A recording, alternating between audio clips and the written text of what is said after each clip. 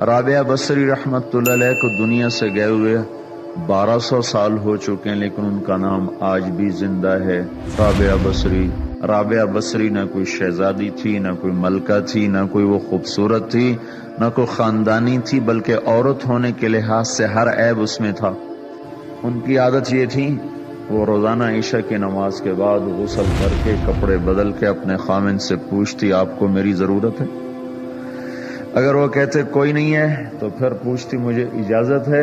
وہ کہتے اجازت ہے تو پھر مصلی پہ کھڑی ہو جاتی ہے اور فجر کی نماز تک مصلی پر کھڑی رہتی تھی۔ ان کا خامند جلدی فوت ہو گیا، جوانی میں ہی بیوہ ہو گئی، تو حسن بصری بصرہ کے امام، کیا سارے مسلمانوں کے امام تھے، وہ خود آئے، خود چل کے آئے کہ میں آپ سے شادی کرنا چاہتا ہوں۔ وہ کوئی شادی کا شوق نہیں تھا ان کو، وہ تو اولاد کے قابل نہیں، شکل صرف ان کی نیکی اور ان کا جو اللہ سے تعلق تھا، ان کو یہ لالچ ہوا کہ یہ میری بیوی ہو جائے تو اس کی طفیل شاید میری بخشش ہو جائے۔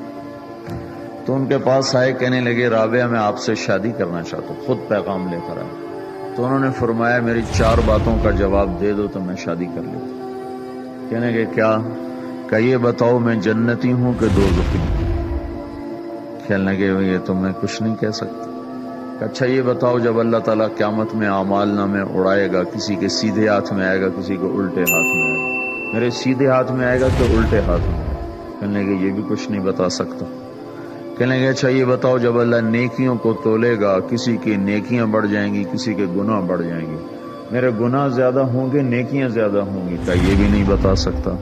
کہ اچھا یہ بتاؤ جب لوگ گل سرات سے گزریں گے، کوئی پار نکل جائیں گے، کوئی نیچے گر جائیں گے، تو میں پار نکلوں گی کہ دوزخ میں گروں گی؟ کہنے لگے یہ بھی میں نہیں بتا سکتا۔ تو پھر فرمایا اچھا جاؤ مجھے تیاری کرنے دو، مجھے ان 4 باتوں کی تیاری کرنی ہے، میرے پاس شادی کے لیے وقت کوئی نہیں ہے۔ جو اللہ سے دوستی لگا لیتے ہیں اللہ دنیا ان کے لیے مسخر کر دیتے، اللہ دنیا ان کے پاؤں میں ڈال دیتے۔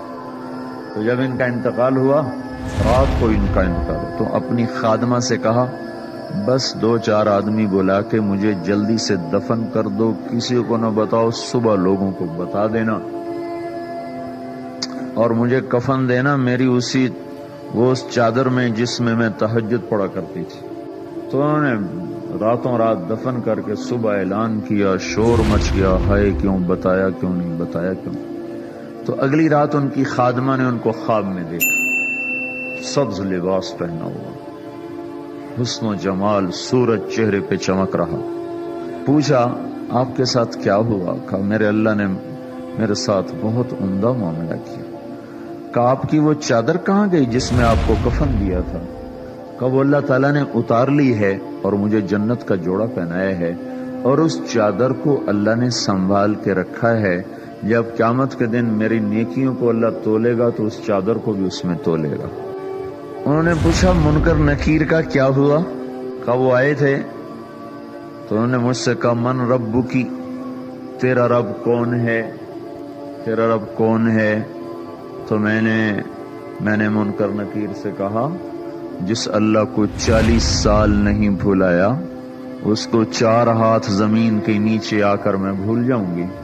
کہ جس رب کو 40 سال میں نہ بھلا سکی اس کو 4 ہاتھ زمین کے نیچے آ کر میں بھول جاؤں گی؟